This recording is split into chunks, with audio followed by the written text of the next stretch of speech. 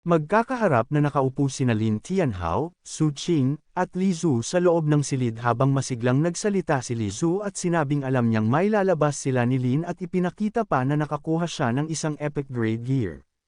Kumislap ang liwanag sa kanyang kamay habang nakangiti siyang ibinida ang nakuha. Napangiti lamang si Lin at bahagyang napakamot sa ulo, sinasabing bunga iyon ng pagsisikap ng lahat.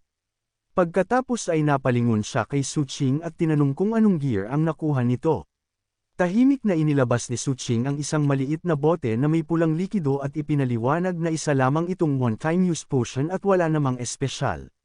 Nagtaka si Lin at agad nagtanong kung ano ang ginagawa ng naturang potion habang tinitigan ang bote sa kamay ni Su Qing.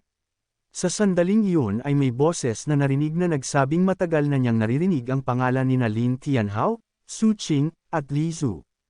Napalingon silang tatlo at nakita nilang may pumasok na isang matandang lalaki na may tungkod kasama si Anjing Yao. Nabigla si Li Zhu at agad kinilala ang matanda bilang kanilang vice principal na si Elder Fang. Masiglang nakipagkamay si Elder Fang kay Lin Tianhao at buong paghanga niyang sinabi na tunay silang mga batang may pambihirang talento. Wala pang kalahating buwan mula nang sila ay magtapos, ngunit nagawa na nilang linisin ang Rift Black Abyss, isang bagay na hindi basta-basta nakakamit. Pinuri niya silang tatlo bilang mga likas na henyo. Pagkatapos ay napalingon siya kay Su Qing at tinanong bilang top student ng paaralan kung kumusta na ang takbo ng mga bagay sa pagitan nila ni Lin Tianhao. Nabigla si Su Qing sa tanong at namula habang sumagot na maayos naman ang lahat sa pagitan nila. Napatawa si Elder Fang sa kanyang reaksyon, at si Lin ay nagtanong kung may kailangan ba ito sa kanila. Sa seryosong tono, sinabi ng vice principal na hindi niya inaasahang hindi lamang malilinis ni Lin ang Rift Black Abyss kundi makukuha pa ang token ng First Generation Squad, at idinagdag niyang naikwento na sa kanya ni Miss Anne ang lahat ng detalye. Sa gilid ay nagpakita si Anjing Yao ng bahagyang pag-irap habang nakikinig. Muling nagsalita si Lin at mahinahong sinabi na nagkataon lamang ang lahat at wala itong dapat ipagmalaki. Ngunit agad siyang itinama ni Elder Fang at iginiit na ang mga nangyari ay hindi basta simpleng pagkakataon lamang. Seryosong hinarap ni Elder Fang si Lin Tianhao at sinabi na bilang vice principal ay hindi niya dapat inilalagay sa panganib ang kanyang mga estudyante, ngunit kakaiba ang sitwasyon sa pagkakataong ito.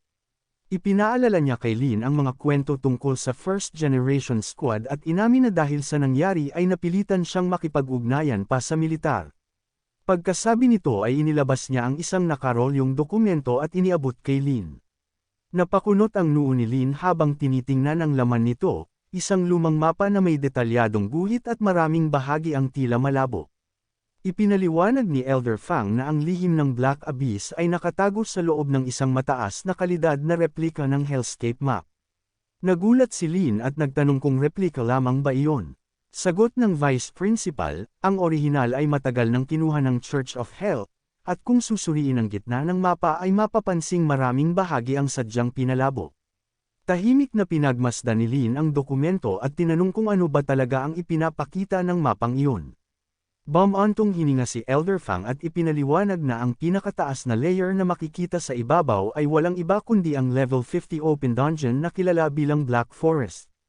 Habang hawak ni Lin Tianhao ang mapa, mariing nagsalita si Elder Fang at ipinaalala na sa loob ng daan-daang taon ay hindi pa rin natatagpuan ng Huaxia ang paraan upang maabot ang ikalawang layer ng Black Abyss sa loob ng Black Forest. Ngunit ngayon ay kailangan nilang sumunod sa utos dahil nagkaisang desisyon na ito ng militar ng Huaxia. Inanunsyo niya na sina Lin Tianhao, Su Qing, Li Zhu, at ang suporta mula sa pamilyang DuPont ay agad na tatango sa Black Forest upang hanapin ang pasukan patungo sa ikalawang layer na kilala bilang Hell's Antechamber.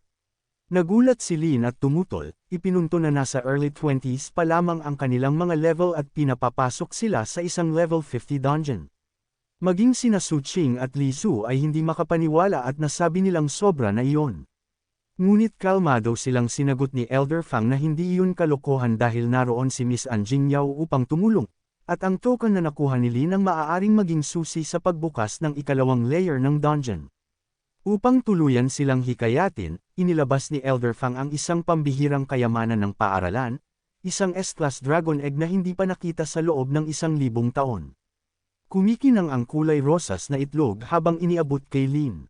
Nang hawakan niya ito, lumitaw ang detalye na isa itong S-class pet egg na may nakatalang hatching name na Angela the Angel at hindi pa tiyak ang buong kakayahan. Napatingin si Lin sa kumikinang na itlog at hindi makapaniwalang natanong kung maaari ba talagang mapisa nito ang isang anghel at kung ano ba talaga ang nangyayari. Hindi pa man siya nakakatapos magsalita ay biglang umilo ang itlog at nagsimulang manginig sa kanyang mga kamay. Sa isang iglap ay may narinig silang tunog ng pagbitak at unti-unting nagkaroon ng lamat ang makinis na kulay rosas na balat nito. Nagulat si Elder Fang ngunit agad na napangiti at itinuro si Lin habang sinasabing tama ang hinala niya at si Lin nga ang pinili. Ipinaliwanag niya na 100 taon nang natuklasan ang pet egg na iyon ngunit walang sinuman ang nagawang mapisa ito, at ngayong nasa kamay ni Lin ay saka lamang ito nagpakita ng reaksyon. Habang mas lalong lumalaki ang bitik sa itlog ay napakunot ang noo ni Lin at nagtanong kung ano ba talaga ang isang anghel. Walang pag-aatubiling inamin ni Elder Fang na hindi rin niya alam ang sagot, bagay na lalo pang ikinagulat ni Lin. Ngunit agad din niyang idinagdag na dahil sa hirap ng misyong haharapin nila sa Black Abyss, nagpadala ang militar ng Huaxia ng isang malaking personalidad upang tiyaking ligtas sila. Napahinto si Lin at nag-isip na itanong niya kung sino ba ang tinutukoy nilang malaking personalidad na iyon. Biglang pumalakpak si Elder Fang at bumukas ang pinto ng silid. Pumasok ang isang babaeng may maikling pulang buhok at matalim na mga mata, suot ang itim at pulang kasuotang pangmandirigma na agad nagbigay ng mabigat na presensya sa buong lugar. Napatitig si Lin at nanlaki ang kanyang mga mata nang marinig ang pangalan nito. Hindi siya makapaniwala na ang kaharap niya ay ang Dragon Hunter na si Chen Muyan, isang alamat na dati nababasa lamang niya sa mga aklat. Lumapit si Elder Fang kay Lin, inilagay ang kamay sa kanyang balikat at ipinakita ang mapa habang sinasabing iyon ang pasukan patungo sa Black Forest at kailangan niyang mag-ingat. Tahimik na tumanggo si Lin ngunit halatang tensyonado. Humakbang palapit si Chen Muyan at tumayo mismo sa harap niya. Sa kalmadong tinig ay sinabi nitong siya ang mag-e-escort kay Lin sa misyong ito upang tiyakin ang kanyang kaligtasan. Saglit na napatitig si Lin sa kanya at dahil sa sobrang pagkabigla ay hindi niya namalayang napako ang tingin sa kanyang dibdib. Habang pinagpopoasin si Lin na pabulong siya na, sobrang laki. Malamig ang mga mata ni Chen Muyan nang tanungin siya kung ano ba ang kanyang tinitingnan. Namula si Lin at agad nagtaas ng 2 kamay, sabay sabing wala siyang tinitingnan at kung ano-ano na lamang ang nasabi niya sa kaba. Halatang lutang at hindi alam kung saan ilalagay ang sarili habang pinipigilan ang kahihiyan. Lumingon si Chen Muyan ngunit hindi na siya pinansin pa at sa halip ay tinanong kung kailan sila aalis. Sumagot si Anjing Yao sa loob ng kalahating oras ang alis nila, at bago yun ay nais muna niyang maglaan ng sandali upang manalangin matapos mapagtanto ang kanyang mga kakulangan sa huling laban. Nagpaalam si Chen Muyan at sinabing magkita sila muli pagkalipas ng 30 minuto. Tahimik siyang naglakad palayo habang naiwan sina Lin at Elder Fang sa silid. Lumapit si Elder Fang at muling ipinatong ang kamay sa balikat ni Lin. Sa seryosong tinig ay sinabi niyang ang kinabukasan ng Huaxia ay nakasalalay sa kanya.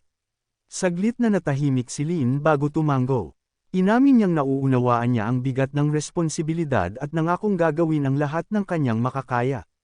Sa kabila ng kaba at pag-aalinlangan, malinaw sa kanyang mga mata ang determinasyong harapin ang misyong naghihintay sa kanila.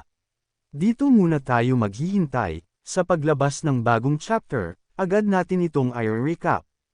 Kaya siguraduhin nakasubscribe ka at naka-on ang notification bell para hindi mo ma-miss.